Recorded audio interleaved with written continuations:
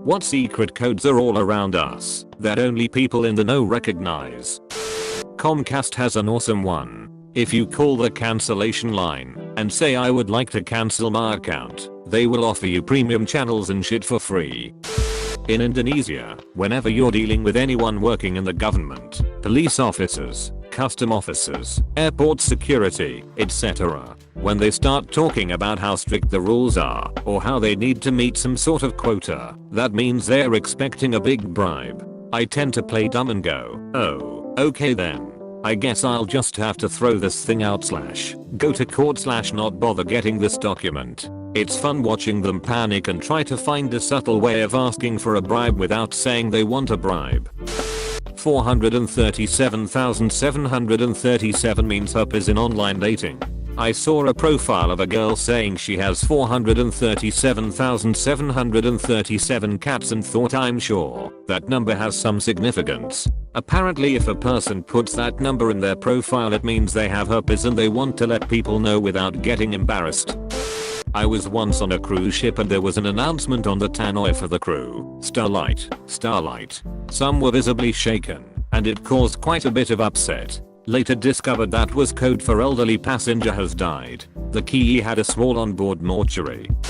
Graffiti is its own language to gangs. There are ways to even politely correct whose turf it is without going to war. Gangs will even post rosters of who is in their clique, who they are, what area they claim to own, what their businesses are etc. Some examples in my local area, California. An ex threw some gangs graffiti as a polite way to correct someone. If they incorrectly claim turf, no general hostility is implied, just means hey this area is ours back off. If a graffiti is circled, then an X is put over it with another gang's writing to the side of it. It means that this is our turf, and we are keeping it that way. It has a little hostility behind it. This could also mean they are willing to brawl over it. This may only apply to California, but a 187 spray painted over gang graffiti, 187 being the California code for a homicide. It means war. Please note gang graffiti changes constantly and this can be regional. What something may mean one day may not be what it means another day.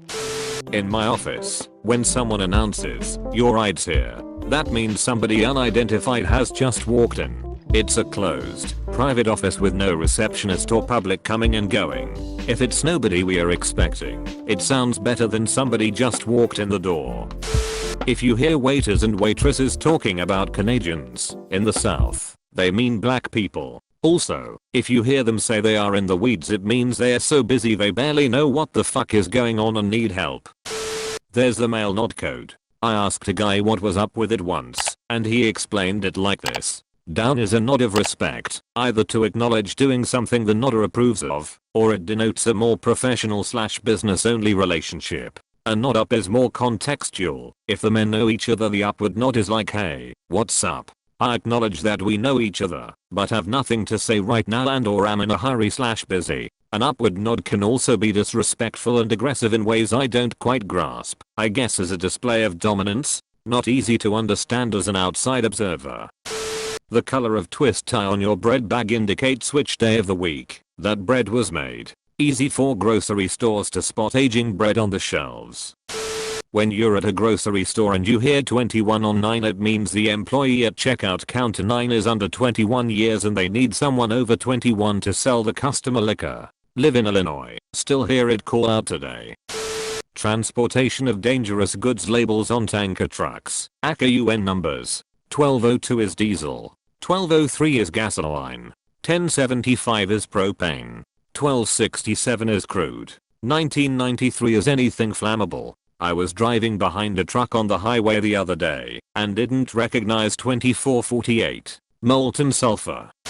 At the mall, they taught us to use Nora if someone was being belligerent and we needed to get the cops in here. Nora equals need officer right away. For example, if a guy was at the counter screaming and cursing, threatening us but we couldn't escape, he won't leave, and we felt unsafe, we'd ask him to hold while I called a manager. Then I'd get the phone, call the police station in the mall, legit cops, not mall cops, and say something like, "Hi Nora, this is so and so calling. I have a customer issue I was hoping you can help with." Then hang up and announced the manager was on the way. Cops showed up instead.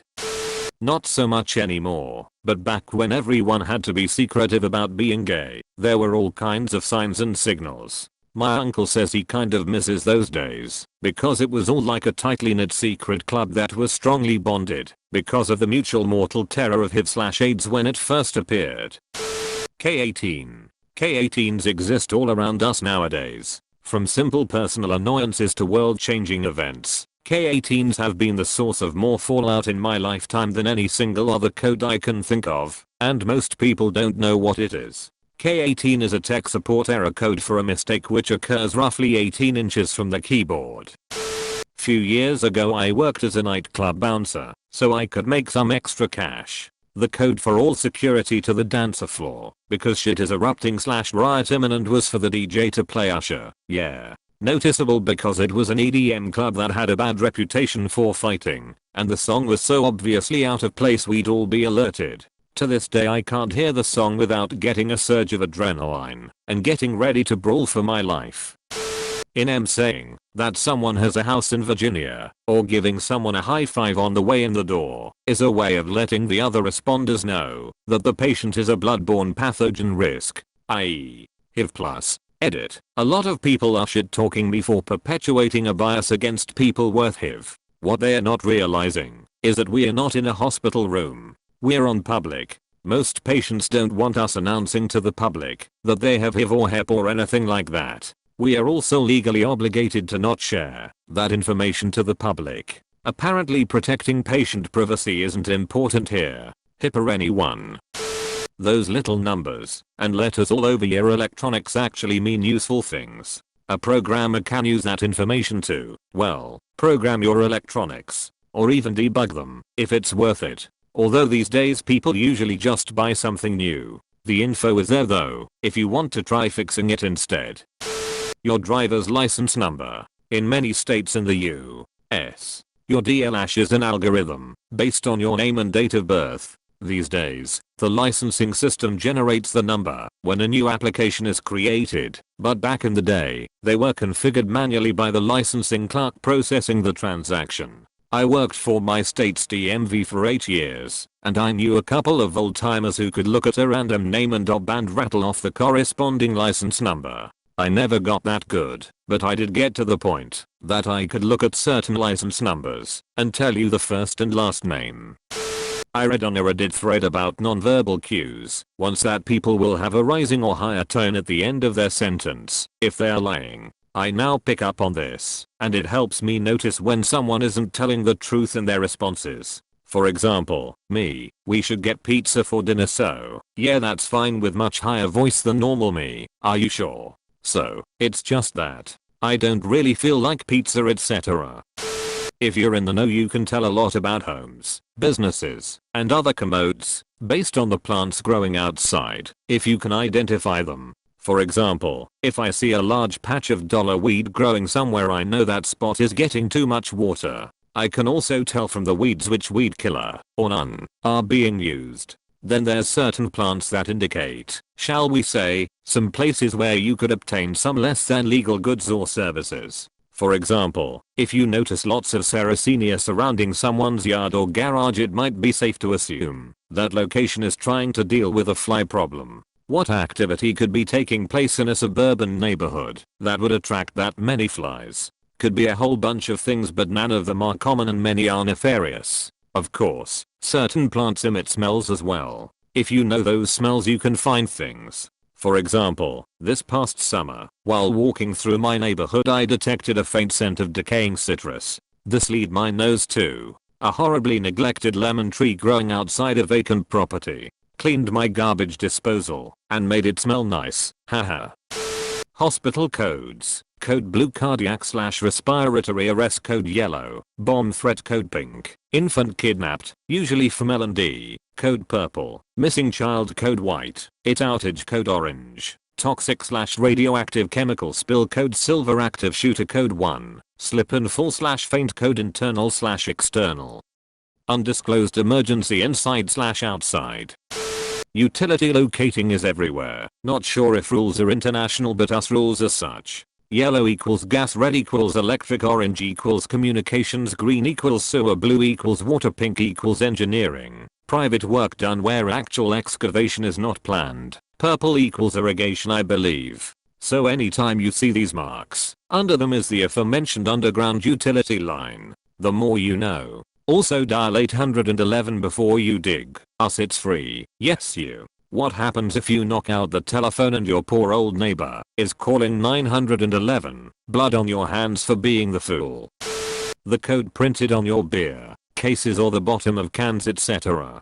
tells you when it was made. Usually a letter followed by a series of numbers. The letters correspond with the month. A equals January, B equals February, and so on. You can tell which beer has been sitting for a while, or even worse, the places who don't rotate and should be avoided. Source: worked and / managed an sale for a few years in university.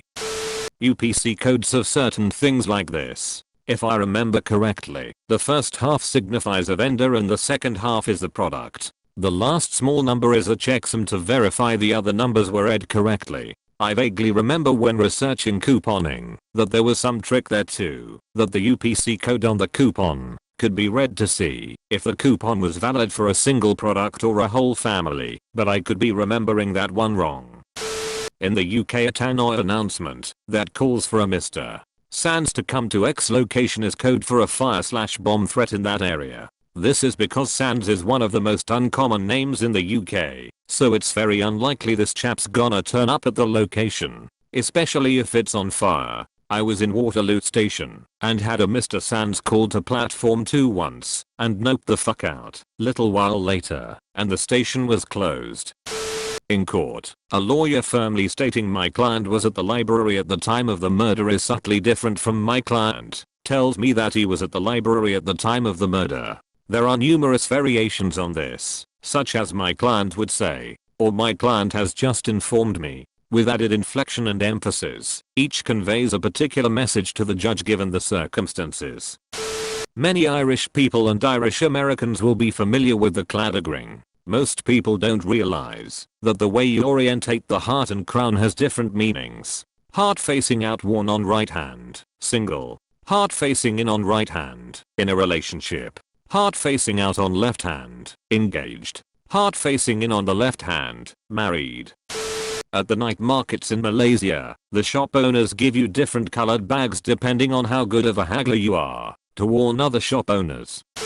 Sometimes, we in the no types do this code, where we call out a time, like hey, 4 o'clock. Most people don't know this, but we are not actually referencing a time at all. Calling out a time is code for directions. If you picture yourself at the center of a flat clock, it suddenly makes sense. 12 o'clock would be in front of you, 3 o'clock to your right, 9 o'clock to your left, and 6 o'clock is behind you. Now, whenever you hear one of us in the no types shout 6 o'clock, you'll know to turn around, look at them, and give them a knowing wink to let them know that you know codes too. You can watch and laugh as other people get confused. They have no idea he wasn't talking about something happening at dinner time. The more you know.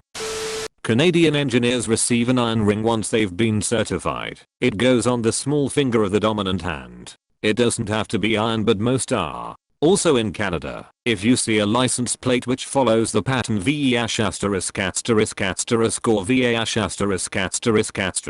the asterisks are letters. It's a ham radio operator and that is their call sign. Apparently, 2 shoes tied together and angling from a power line is a sign for drug dealers. I honestly believed that they were stolen from bullies and thrown up there as a mean prank until one of my friends told me otherwise. Still not sure if this is an urban legend, but it makes more sense than my theory. Truck drivers have some sort of code. I don't know all of it. Generally, if they are passing you, you can double flash your headlights to let them know they can safely merge back. They may flash their back, not brake lights, to say thank you. Useful and polite. I've also used this with my husband when convoying 2 cars, so you can pass together.